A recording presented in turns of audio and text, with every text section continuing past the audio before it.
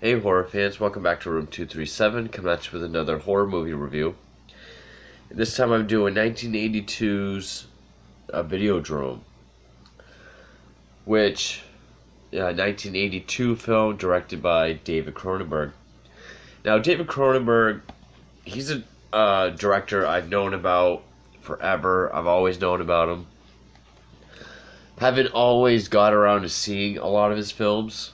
Like I saw The Scanners and The Brood for the first time years ago. I've always liked those. Uh, you know, Recently I saw, or within the last year, I finally saw The Fly. Uh, Rewatched The Dead Zone because I hadn't seen it since I was a kid, and now I just saw this for the first time. Which I'm ashamed to admit that Videodrome and The Fly I just saw within the last year. Because David Cronenberg, he's one of the most, I would say, important and influential horror filmmakers of, the last 50 years or so. Because he, along with David Lynch, but especially Cronenberg, helped progenerate the subgenre known as body horror. Just surreal, weird, bizarre, horrific, sometimes disgusting things happening with the human body. And of course, The Fly is the perfect example of that. That's still probably my favorite Cronenberg film. But Videodrome, which is a film you probably don't hear a lot of people talking about, but especially from Cronenberg fans, this is often ranked as one of, if not his best film. And I can definitely see why. It's very intriguing. It's well acted. The effects are spectacular. Great score by Howard Shore. It is a very thought-provoking movie, which, kind of coincidental, my last review was John Carpenter's of In the Mouth of Madness. This kind of reminded me of that in certain aspects, because in my review for In the Mouth of Madness, I said I like movies where, the main character is just kind of doing their job, and then by doing their job, they kind of end up in this reality-changing world, and their whole life has changed. Because, in this, James Woods is sort of the CEO, more or less. He's the guy that runs this, I don't know if it's public access or just sort of a seedy little cable channel where he's trying to find the next thing that will break through to people. He wants to have an edge, something that hasn't really been shown on TV before, or something that will really grab people. And, at this point, it's basically softcore pornography and graphic violence. And a guy that works for him named Harlan, played by Peter Savorsky or something like that. He's sort of like a pirate, like a satellite pirate. He's able to find all these satellite signals from all over the world to find really strange stuff, kind of unscramble it and find it, whether to get ideas or to actually broadcast this stuff. So, like, a lot of their pornography is, like, oriental. But one day they come across this really, I keep saying seedy, but this seedy show where it's just one room, woman tied up being tortured. It is basically just like whipped and stuff, but through dialogue we find out it's torture, murder, dismemberment, a mutilation. And, to James Woods, it's like, oh, it's horrific. It looks so real.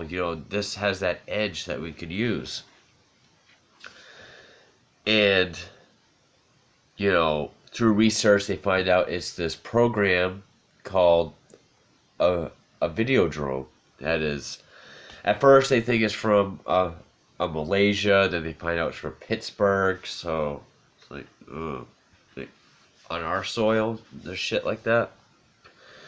So yeah, he wants to put this essentially Mondo snuff program, and he meets this sort of sex therapist played by Debbie Harry, singer for Blondie, probably my favorite female singer of at least the 70s. She's into sadomasochism, and just so from watching Videodrome and kind of dating this woman that likes to put cigarettes out on herself and you know piercing herself with needles and being cut even for sexual pleasure, he starts to experience these at first odd and increasingly horrific hallucinations. And of course, with Cronenberg, it's kind of like Eraserhead. That's why I also said David Lynch. But, it's not just, like seeing someone hallucinate. There's things, it's always stuff that just kind of makes you really kind of watch it and then, like, what? Like, one of the first ones is he thinks he's slapping someone because he thinks it's someone else, but he didn't really slap someone. He has hallucinations of the TV. He thinks he sees Debbie Harry in Videodrome on the TV, and she's like talking to him through the TV and wants him to whip the TV. And like the top of the set is like it's like it's breathing, and it's like there's veins on it. And like there's one night he's sitting there and he has like this big slit in his stomach. Sort of, I can't remember the word for the opposite of phallic, but that's how it looks. And he's holding his gun and he's like sticking his hand in it and he like loses the gun. And eventually when it really starts getting kind of mindfucky, sort of like in the Mouth of Madness, is he finds out that Videodrome, because there's like this TV psychologist who watched it, and find out that watching Videodrome sends signals in your brain that can cause tumors. But then that TV doctor guy thought maybe it's a new organ growing. And he was able to pre-record himself, for thousands of TV appearances after his death. And you find out, it was a whole conspiracy by the government where, like, who would watch stuff like Videodrome, causing tumors and hallucinations, and, test subjects that ended up in psychiatric hospitals. It could help get rid of the scum and the perverts and everything in society. And, it kind of begs the question, like, like, who's to say what's moral to be on TV? Like, what is your moral compass to be on TV? It goes in all these directions, but then, it's eventually, you find out that even the guy that's been ripping the signals off satellites, the guy that works for him works for Videodrome. And, that slit in his stomach is sort of like a VCR slot. So they have like these pulsating tapes that they put in him. You know, they say, I got something I want to show you, and it reprograms him. Even though the tapes, I could be mistaken, but I think the tapes in this are actually beta tapes. And, you know, like, it makes him go to his station and kill his partners so that Videodrome can have the channel, and they can broadcast it and start, you know, causing this mass hysteria. And, you know, there's classic Cronenberg scenes where he reaches inside, he pulls the gun back out, and there's like these weird, almost looks like biomechanical, like spider legs coming out of the gun and into his skin. The makeup was done by Rick Baker, who had just come off of doing the effects for American Werewolf in London, which has some of the most phenomenal effects in all of cinema. Even if it's just the one werewolf transformation scene, I mean, that's up there with Cronenberg's The Fly, John Carpenter's The Thing. Rick Baker is one of the greats when it comes to effects. But then, like, the gun is like it's like this a big brown, like, diseased, melted, kind of mutated hand with a gun. Then he's supposed to go after the daughter of the doctor, but she reprograms him to go against Videodrome. And, you know, it's just this, you know, I don't want to give everything away, but, I mean, it's 1982. I would say this is probably, I mean, his films are always very thought-provoking. I mean, The Fly's pretty straightforward. You know, even like The Brood, which I plan on reviewing soon, about plasmas that could turn traumas into, like, babies that, well, born outside the really weird shit. Like, it's one of those movies, sort of like Jacob's Ladder or In the Mouth of Madness, that could take more than one viewing to fully understand. And even then, there's probably multiple ways you can interpret it and analyze it. I would say, like, this is kind of like, you know, to take those really mind-fucky movies, you know, Carpenter, In the Mouth of Madness, that's how he does it. Videodrome, this is how David Cronenberg does In the Mouth of Madness type stuff. It was a very entertaining, enjoyable movie, though. You know, the hallucinations are weird, but they're great to look at. Like, there's one where he's looking at a TV, and it's like this effect where, like, in the original Nightmare on Elm Street, when Freddy's coming through the wall, but it's kind of like shrink wrap looking, like, around his features and his hands, like a hand with a gun coming out of the TV, but it, you know, kind of like a sheet still, like, I don't know, like that effect in Elm Street. At first it kind of looks like crappy CGI, but then when you really start looking, it's all done practically. And there's still, like, the TV static on it. Looks really cool. You know, there's, like, another tape they're going to put in him that just looks, it's all brown and diseased and pulsating. Barely resembles a tape anymore. Just really original. You know, I think even The Matrix was kind of compared to this. You know, some of the central themes of movies like The Matrix or Existence, which was also David Cronenberg. So, I mean, sort of absolute general core concept we've seen a bunch of times. But the way this is done is fairly original. Pretty original, I mean. The effects and how the effects are used and in the context they're used is very original. Howard Shore, again, has a great score. I wouldn't say it's as good as The Fly, but it's up there. Great performances. This is probably my favorite performance by James Woods.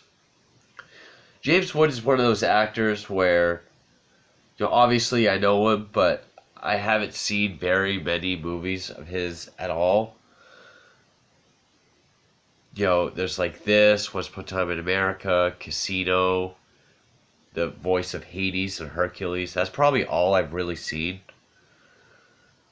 But, the more I see him, the more I like him. Especially his voice. I think his voice is kind of unique. Even Debbie Harry does a good job acting. This is the uncut version. I just read on the back here because I was wondering. Because I know the Criterion collection is uncut, including footage never shown in theaters. But, even though it does get really weird and mindfucky and bizarre and even confusing, I still don't understand this movie 100%. It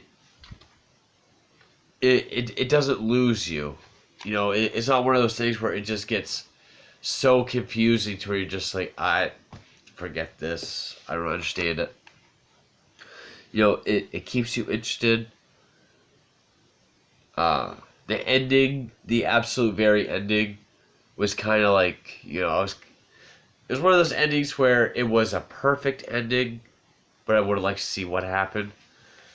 Because when he kills the main guy for Videodrome, he's like convulsing, because he shoots him a few times. He starts like convulsing and splitting open, and there's like weird like convulsing things inside of him. And there's the whole like long live the new flesh, and shoots himself. I know Cronenberg originally wanted to, after James Wood shoots himself, to sort of, have it look like as soon as he shoots himself, he's in the Videodrome torture room with Debbie Harry, and they sort of embrace each other. He said that was sort of his idea of like a happy romantic ending. But I guess Debbie Harry got sick, and they were way behind budget, and the release date was coming up, and if he rushed it, it would have been as good as he wanted, so he just went with this ending.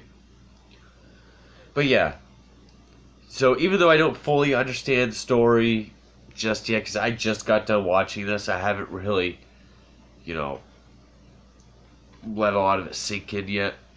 I did very much enjoy it. I see why, it's often ranked as one of, if not his best movies. I still like The Fly the best. But, so soon to come will be The Brood and Scanners. I do want to pick up Rabid. Shivers has been out of print for a while, but I want to try to get that. Naked Lunch isn't a horror film, but I would like to see it. I read Naked Lunch years and years ago. But yeah, so Cronenberg, I will put him up there with like Carpenter and Craven as some of the most important horror filmmakers, or even filmmakers in general, that, I've always known about him, but I never got around to seeing a lot of his films. But the more I see, the more I like him in his style. I like the idea of body horror, seeing what you can do with the body. Each film has been different. Like, he's always done different shit, like different concepts. I know after a while he kind of stopped doing horror. He started doing weird thrillers or like romantic dramas. And I'm not too interested in seeing those. But yeah, definitely a worth checking out flick. if you're into weird sci-fi oddball shit, definitely check it out. If you like Cronenberg, you have to check it out. But yeah, also check out my reviews for The Fly and The Dead Zone. And coming at some point will be Scanners, another one of my favorites by him, and The Brood, and I'll see about getting Rabid and hopefully Shivers. But yeah, Videodrome, definitely an enjoyable flick. Like if Cronenberg was to do In the Mouth of Madness, that's what I think anyway. I really enjoyed it. So anyway, thank you for watching.